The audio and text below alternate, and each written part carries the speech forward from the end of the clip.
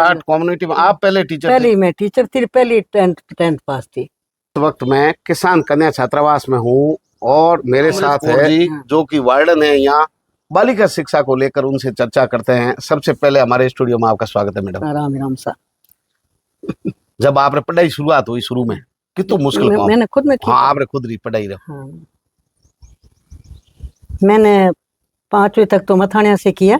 हाँ हाँ। और छठी में जब आई उस वक्त मेरे पिताजी की ट्रांसफर हो गई थी यहाँ रे मोदरा। तो मोदरा के अंदर छठी स्कूल नहीं, क्लास नहीं होने के कारण मुझे मेरी बहन के साथ भेजा, जो कि नागौर में रह रही थी। मेरे जीजा जी थानेदार थे वहाँ पर, उनके साथ मैं पढ़ने गई थी, वहाँ पढ़ने भेजा था मुझे। कितनी लड़कियां आपके साथ पढ़ती थी उस जमाने में क्लास में? उस वक्त में ये मेरे सेक्शन के अंदर 5-6 लड़कियां थी। नागौर के अंदर थी, कान भवन के अंदर स्कूल लगती थी, उसके अंदर मैंने छठी में एडमिशन लिया वहाँ पे।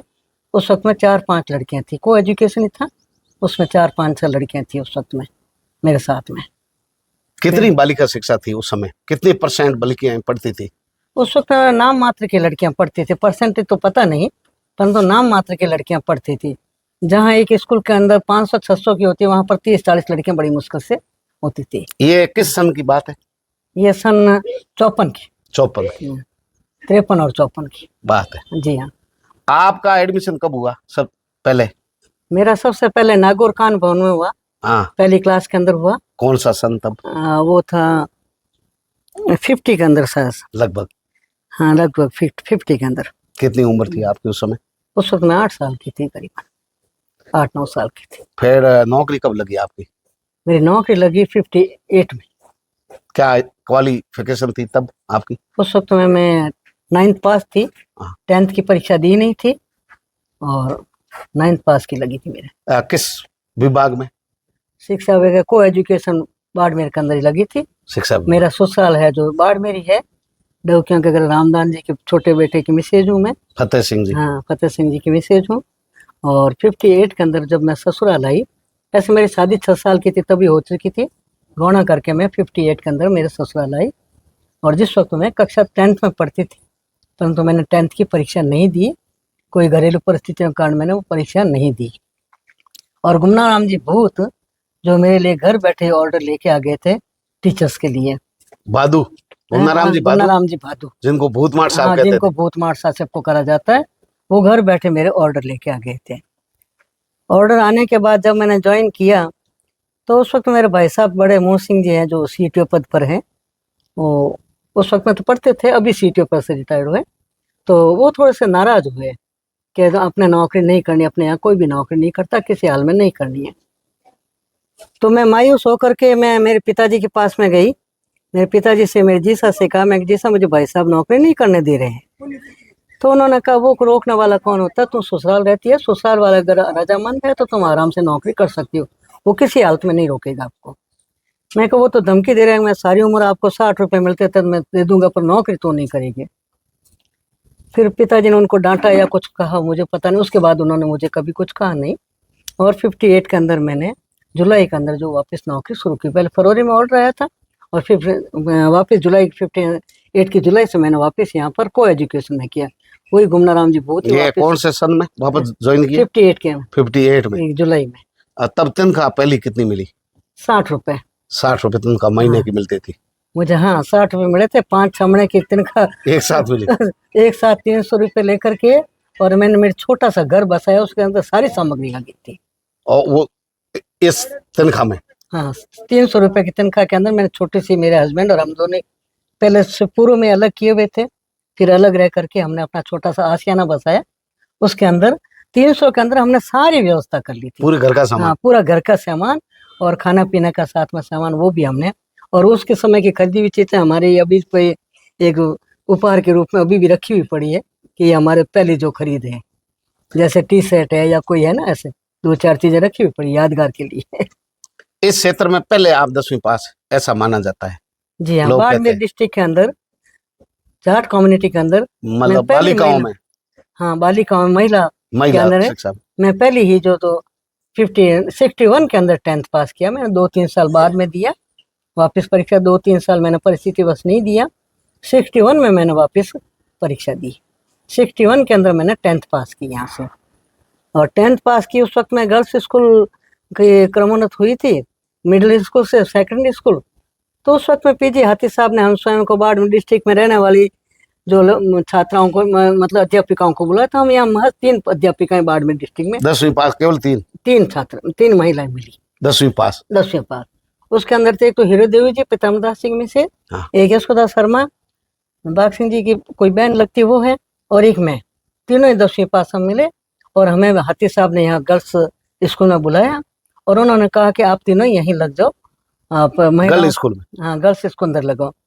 हमने कुछ आनाकानी की, फिर उन्होंने जैसे तैसे करके कुछ शर्तें रखी, कुछ बातचीत हुई, उसके आधार पर उन्होंने हमें तीनों को अपॉइंट गर्ल्स स्कूल के अंदर दे दिया, वहां से ट्रांसफर कर दी थी। हम वहां पर 61 से लगातार गर्ल्स स्कूल के अंदर ही है। उस जमाने में बालिका अगर पढ़ती तो सब बालक, टीचर सब जेंट्स, अगर आप नौकरी नहीं, करते मेरे तो पूरा गर्ल्स जेंट्स? स्कूल के अंदर तो सारी महिलाएं थी, कोई जेंट्स था ही नहीं। ये बालिका स्कूल खुलने के बाद की बात है? हाँ जी, नहीं पहले भी गर्ल्स स्कूल में ही सारी, मिडिल स्कूल में सारी बालिकाएं महिलाएं थी। हम तो को एजुकेशन शायद महिला एजुकेशन सारी महिलाएं टीचर्स थी। थी। हाँ, ब्राह्मण और धाटी और ये सब थी वहीं पर। कितना मुश्किल काम था भाई, महिलाएं होती तो कम थी उस हाँ। जमाने में नौकरी में? हाँ, नौकरी महिलाएं होती थी और बुजुर्ग थी मेरे से, तो मैं तो बिल्कुल नादान या कम उम्र की लड़की थी उस वक्त में जब मैं नौकरी करने लगी। तो वो मेरे मतलब पेरेंट्स की तरह मेरे साथ उन्होंने व्यवहार किया और मुझे आराम से रखा। हमारी कम्युनिटी में कोई टीचर तो थी नहीं, एक पहली महिला ही थी। मैं यहाँ बाड़मेर डिस्ट्रिक्ट जाट कम्युनिटी में आप पहले टीचर थे? पहली मैं टीचर थी, पहली 10th पास थी। ये रिकॉर्ड आपके नाम हाँ, का बाड़मेर में? हाँ जी, हाँ, बाड़मेर में नाम है बिल्कुल। 61 में 10वीं किया? 61 में, हाँ। और नौकरी लगे 58 में लगे? हाँ जी, हाँ, उस वक्त के अंदर। फिर बाद में मैंने धीरे धीरे पढ़ाई, कुछ दिन तो पढ़ाई करने का सोचा ही नहीं। फिर बाद में सोचा रहेगा पदोन्नति नहीं होगी, सेकंड ग्रेड में तो चलो बीए करो। तो यहाँ उस साल में वो फर्स्ट ईयर सेकंड ईयर का सिस्टम हो गया। पहले इंटर का 10th का वो था ना, वो सिस्टम खत्म हो गया था और हो गया था फर्स्ट ईयर सेकंड ईयर और थर्ड ईयर ये करो। तो उस वक्त में मैं खुद घबरा गई, मैं 3 साल लगातार कैसे पढ़े जाएगा। तो इससे अच्छा कि इंटर करो। यहाँ पर राजस्थान में तो हो नहीं रहा था, एमपी में इंटर देने गई, वहां से मैंने इंटर क्लास पास की एमपी में जाके। उस वक्त मेरे ऐसे परिस्थिति कि मेरी जो डॉक्टर पंकज पैदा होने वाली थी वो 2-4 महीने बाद में, उस स्थिति में मैं मंदसौर परीक्षा देने गई और वहां से मैंने इंटर किया। इससे ये शिक्षा मिलती है कि परिस्थितियां कोई भी हो, मानसिक रूप से परीक्षाएं नहीं छोड़नी चाहिए। हाँ, बस मन मजबूत रखना। बस यही रखा के नहीं, वो कुछ लालच था, समझते तो थे नहीं, ऐसे सोचते थे भाई सेकंड ग्रेड मिलेगा नहीं, थर्ड ग्रेड में सारी उम्र बैठे रहेंगे तो बीए कर लेते हैं। तो बीए करने के कारण फिर मुझे मैं एमपी में जाना पड़ा, मंदसौर के अंदर परीक्षा देने सेकंड ईयर का, मतलब 12वीं का नहीं, सेकंड ईयर का। तो फिर बाद के अंदर मैं वापस फाइनल मैंने 66 में दिया, वापस आके 64 में वो किया, फिर 66 में मैंने फाइनल किया। फिर किस पद से रिटायर्ड हुए आप? मैं सीनियर डिप्टी इंस्पेक्टर से रिटायर्ड हुए। हाँ जी। कब 98? हाँ, 97 के दिसंबर 31 को। 31 दिसंबर 97 में आप रिटायर्ड? 97, 31 दिसंबर। तो उसके बाद हॉस्टल तक का सफर? नहीं, उसके बाद मैं कुछ सोचा भी कुछ किया जाए, बिल्कुल घर बेकार बैठने से कोई फायदा नहीं। तो यहाँ पर पहले एक म्यूनिसिपैलिटी के अंदर थी सुशीला करके मेहता थी जो अध्यक्ष थी शायद, उसने कहा अमृत कौर जी आप मेरे पास लग जाओ यहाँ पे। तो मैंने कहा नहीं भैया वहाँ नहीं लगेंगे, म्यूनिसिपैलिटी में आपकी हेरा फेरी बहुत होती है तो वहाँ मेरे से बैठेगा नहीं। आपका मन नहीं माना? हाँ, मेरा मन नहीं माना। मैं सुशीला जी फिर मुझे ले जाओगे तो फिर मामला बैठेगा नहीं, क्यों मैं थोड़ी सी अलग तरह से हूँ। उन्होंने काफ़ी मुझे कहा पर मैं नहीं। फिर मैंने सोचा अरे राजनीति में आया जाए, तो मैंने पार्षद की टिकट मांगा। कोई मेरे पड़ोस के अंदर कुछ ऐसा बहस हो गई तो मेरा दिमाग बना कि पार्षद के लिए खड़ा होना, इसको मुझे कुछ कहना है। तो इस दृष्टिकोण से मैं पार्षद का मैंने शास्त्री नगर से कांग्रेस आई से मैंने फॉर्म भरा और भगवान की मेहरबानी से 50 वोटों से मैं हार गई। तब गंगाराम जी किस पार्टी में थे? मैं आई में थे, जिला प्रमुख थे शायद। हाँ, फिर उसमें मैं हार गई। फिर भी मेरी नीति राजनीति में आने की हुई। मदन जी के पास गई मैं, मदन जी अब मैं भी आई, मैं आना चाह रही हूँ, कुछ आप कर सकते हो तो राजनीति में भी मेरे पांव पसारूं। तो मदन कौर जी के पास जोधपुर उनके रेजिडेंस पे निवास स्थान पे गई। तो मदन कौर जी ने कहा अमृत कौर जी धंधा बड़ा बेकार है, राजनीति वाला। राजनीति वाला। अब आप काफी उम्र में हो चुके हो, 60 साल के, अब शुरू करोगे तो कहाँ पहुंचोगे? हमने तो बचपन से शुरू किया, तब जाके इस स्तर पर पहुंचे। तो राजनीति वाला धंधा था, आप थोड़ा ड्रॉप रखो। रहने ही दो। फिर मैंने भी सोचा कि पार्षद के अंदर मुझे 2-3 एक कड़वी बातें लगी, भाई इतने झूठ बोलते हैं इस तरह से राजनीति, तो ये झूठ तो मेरे से चला नहीं जाएगा, मेरे से जबरदस्ती सच बात निकल जाती है। आज मैं कई जगह नहीं करना चाहती हूँ, बहुत रोकती हूँ अपने को, पर बेबाक मेरे से निकल ही जाती है इस तरह की बात, वार्तालाप। तो फिर मैंने सोचा राजनीति को कैंसिल किया जाए और घरेलू ही कोई काम किया जाए। तो मैंने मेरे पड़ोस के अंदर ही सिलाई का काम शुरू किया। मैं खुद भी सिलाई कर, बुनाई कर, सॉरी बुनाई, तो बुनाई का काम किया। तो मेरे पास में लड़कियां आसपास खूब आती थे सीखने, मैं सीखती रहती। घर का काम तो करते थे, 12-1 बजे निपट के 4-5 बजे तक ये काम मैं करती थी। तो पास में मैं जोगाराम जी की लड़कियां, ब्राह्मण की लड़कियां, रुद्र बणियों की लड़कियां काफ़ी आती मेरे पास में। काफ़ी अच्छा धंधा मेरा चल रहा था और मैं सेटिस्फाइड थी, घर पे काम हो जाता। तो इस प्रकार मेरा जो, फिर बाद में 9 के अंदर ये बोर्डिंग साल भर मेरे हस्बैंड और पूनम सिंह जी और सोनाराम जी इस बिल्डिंग को बनाते रहे और आते जाते रहे, हमेशा टेम्पो में आते जाते। फिर इन्होंने अचानक पता नहीं अपना भाई साहब गंगाराम जी से उनकी आपस में कोई गुफ्तगू हुई, तो उन्होंने ये तय किया कि अमृत कौर को यहाँ पर वार्डन का रखा जाए। उसको मेरे हस्बैंड ने मुझे भी नहीं जानकारी दी और न किसी ने और बात की। ये जरूर कहा कि जब हवन हुआ तो आज तुम हवन देखने चल रही हो तो बोर्डिंग का, चलो। मैं जाके क्या करूँगी? कि नहीं चले चलो, आज तो सब घर वाले जा रहे हैं। घर वाले कोई नहीं गए थे, साहब भी गए थे। तो फिर मैं यहाँ आई तो हवन वन हो रहा था और बलवंत सिंह जी ये सब हवन में बैठे थे, किए थे, कर करा के रहे।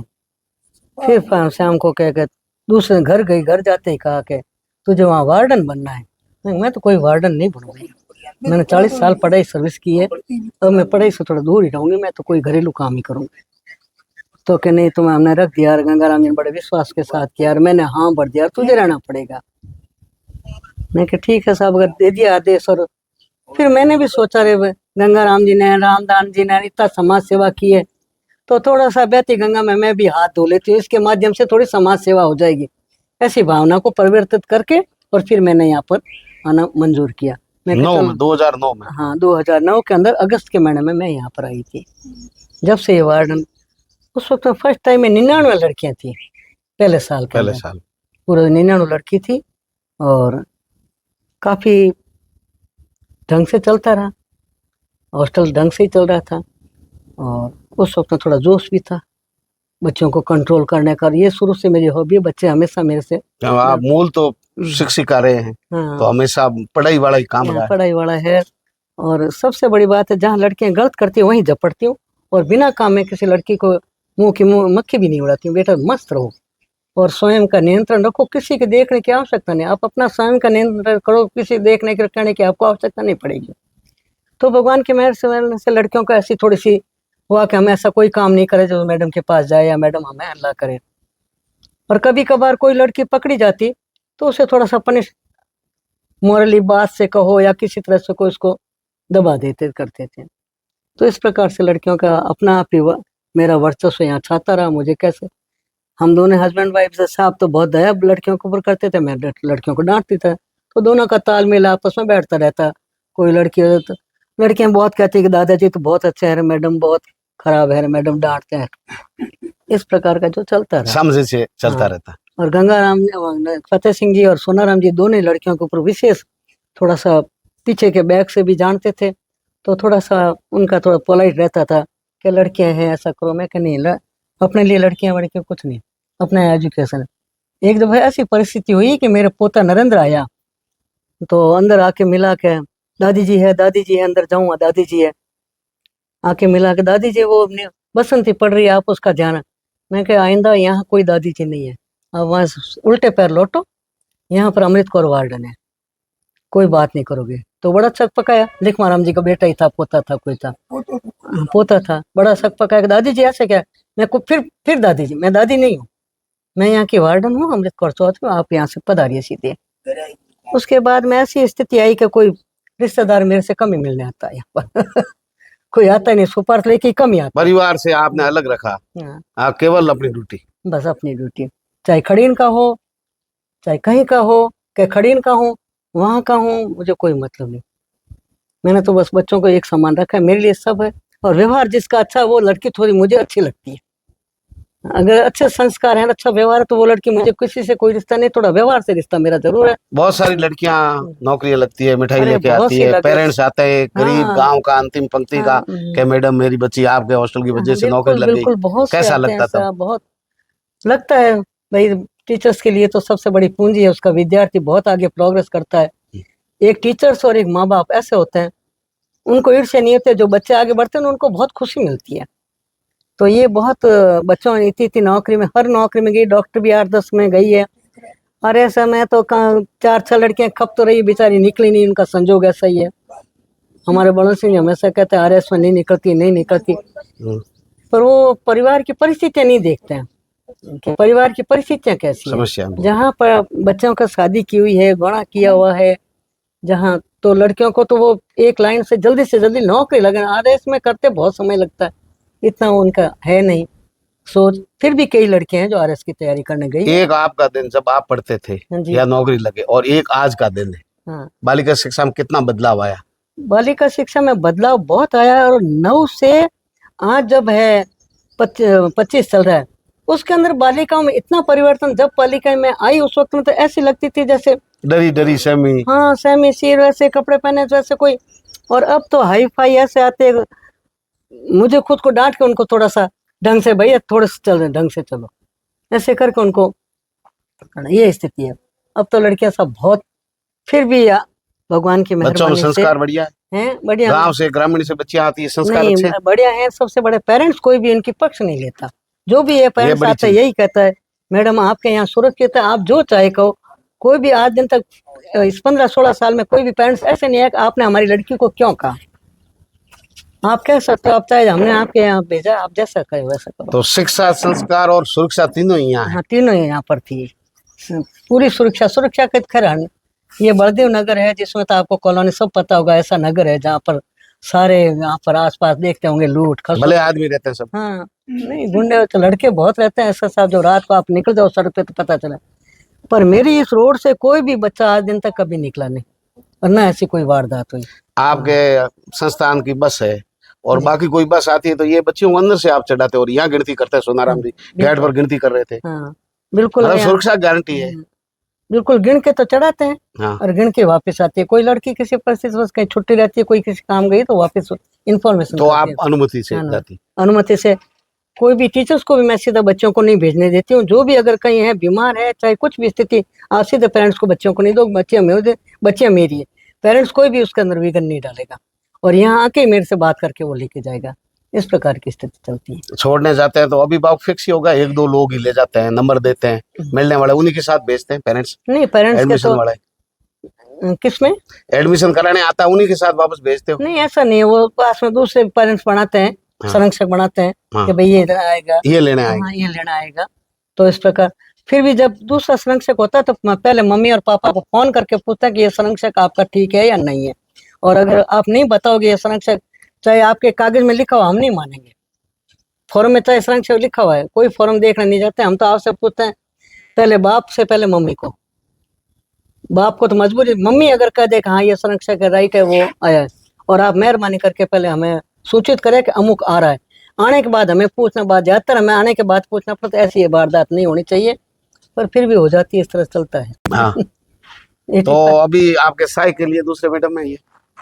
हाँ, ये 2 साल से है सब। हाँ। जब मेरे हस्बैंड का निधन हुआ तो मैं बोर्डिंग छोड़ के गई घर पे, तो यहाँ कह के गई थी मैं यहाँ जाऊंगी, और मेरा सामान वामान लेके गई थी सारा। फिर मेरे हस्बैंड 10-15 दिन बीमार रहे, जब तक ये लड़कियां बिल्कुल सोनी रही, कोई रहने वाला नहीं मिला।